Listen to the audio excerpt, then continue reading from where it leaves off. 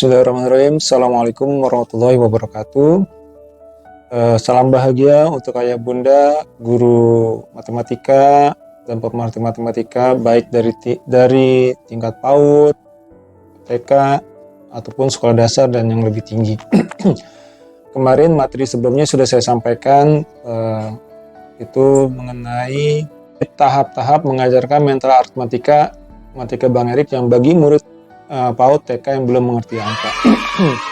Kemudian dia pertanyaannya, kapan anak-anak sebaiknya diperkenalkan angka-angka?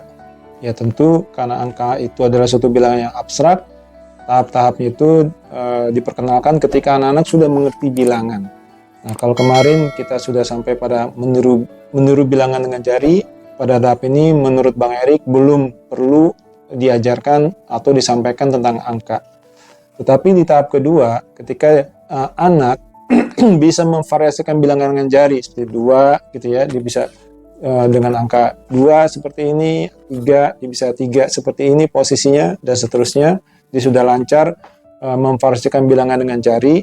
Pada saat itulah menurut Abang gitu ya, anak-anak bisa diperkenalkan pada konsep bilangan. Kenapa?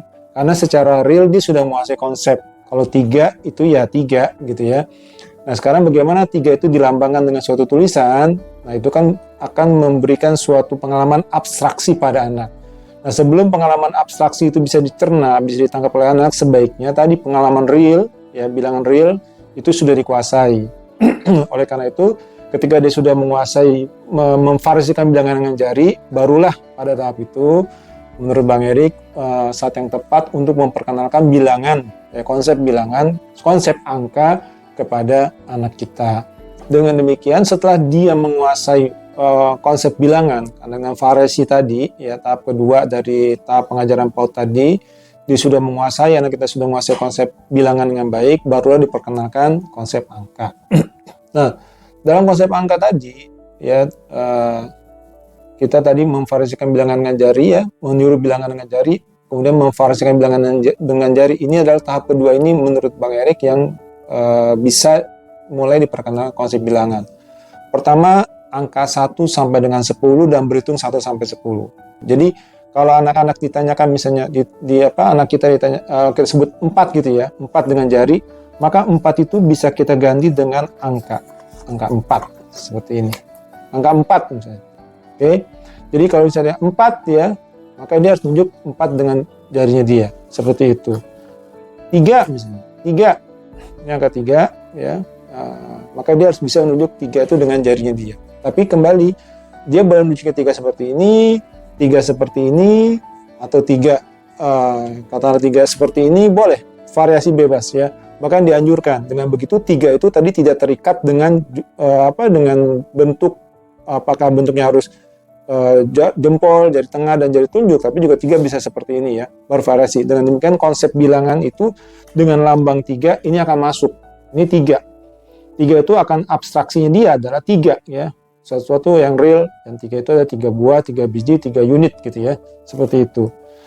Demikian pula untuk angka 8 ya 8 sama seperti tadi, angka 8 dan seterusnya. Kemudian setelah dia sudah mengerti itu, ya tentu sambil, karena ini bilangan berurut ya, angka 1 sampai 10 berhitung lah ya, berhitung 1, 2, 3, 4, 5, 6, 7, 8, 9, 10 itu boleh. 1, 2, 3, 4, 5, 6, 7, 8, 9, 10 itu boleh posisinya. Ya. Nah biasanya sih kalau anak-anak itu yang pengalaman Abang itu ya, ketika dia menyebutkan angka berurut, kalau misalnya dari bawah nih ya, anak-anak PAUD seperti itu, mungkin beberapa angka dia akan agak sulit selek gitu ya. Seperti mungkin dia akan agak sulit mengungkapkan angka 6 gitu ya, dan seterusnya. Ini disabarkan saja. Karena kembali mengajarkan matematika harus dalam suasana yang rileks gitu ya, tidak ada tekanan.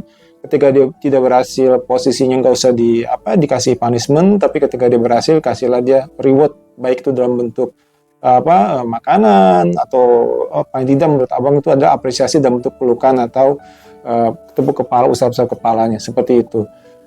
Jadi angka 1 sampai dengan 10 berhitung 1 sampai dengan 10. Jadi itu satu paket lah itu.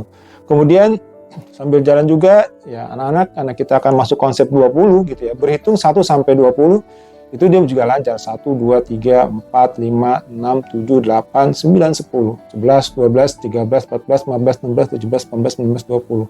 Biasanya sih anak-anak bertanya, kenapa 11 gitu ya? Enggak 11 gitu ya.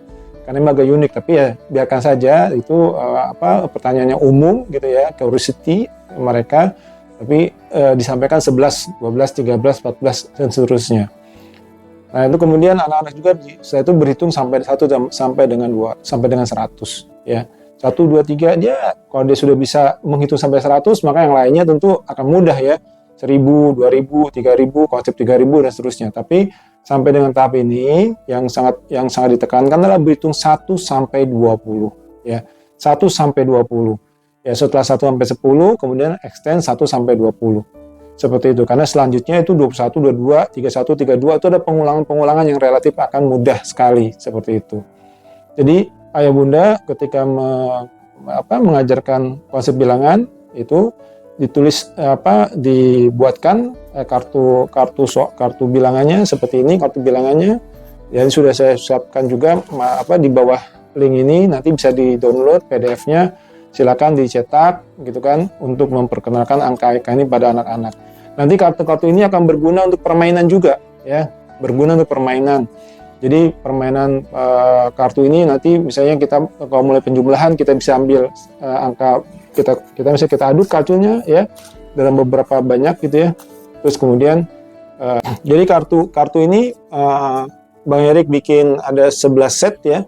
Jadi 1 sampai 10 berulang ini posisinya. Ini sebenarnya bisa juga nanti buat permainan, apakah nanti penjumlahan, pengurangan, perkalian bisa digunakan. Jadi kartu ini bisa ya agak banyak seperti ini ya. Kemudian bisa diaduk posisinya seperti itu. Kemudian nanti anak-anak kita tebak nih, berapa nih? 9 tambah berapa? Tambah 0, apa gitu ya. Seterusnya. Jadi ini bisa dibuat permainan, variasi permainan silakan ayah bunda guru yang buat ya.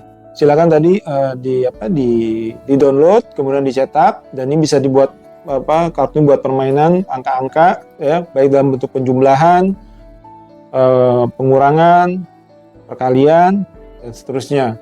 Tapi perlu saya sampaikan bahwasanya ini adalah alat bantu yang menurut abang yang esensial dan murah gitu ya. Tidak perlu membeli alat-alat yang lainnya seperti sempoa atau apapun lah gitu ya posisinya. Jadi ini sangat murah, bisa dicetak di kertas, di karton bekas, silakan saja, atau kalau tidak punya printer bisa ditulis bentuknya kartu-kartu seperti ini ya. Ini dibentuk agak kartu biar agak awet sebenarnya gitu. Dan ini modalnya sudah cukup buat mengajarkan matematika ke seluruh anak-anak kita. Kenapa? Karena tadi basis matematika kita adalah penjumlahan sampai 20, pengurangan 10 dan juga perkalian. Dan itu menurut abang sudah cukup diwakili oleh kartu ini. Gitu ya. Kartunya hanya angka 0 sampai 10 sampai dengan 11 set ya. Dan jadi oleh karena itu kalau misalnya diaduk di random gitu posisinya, maka itu akan menjadikan suatu curiosity ya. Karena kita tidak tahu angka apa yang keluar, terus kemudian istilahnya siswa akan siap-siap kira-kira apa lagi nih yang keluar nih, karena dia tidak bisa menebak. Tapi kalau angkanya kartu cuma satu set 0 sampai 10, ketika angka 4 sudah keluar berarti kan 4 nggak keluar lagi.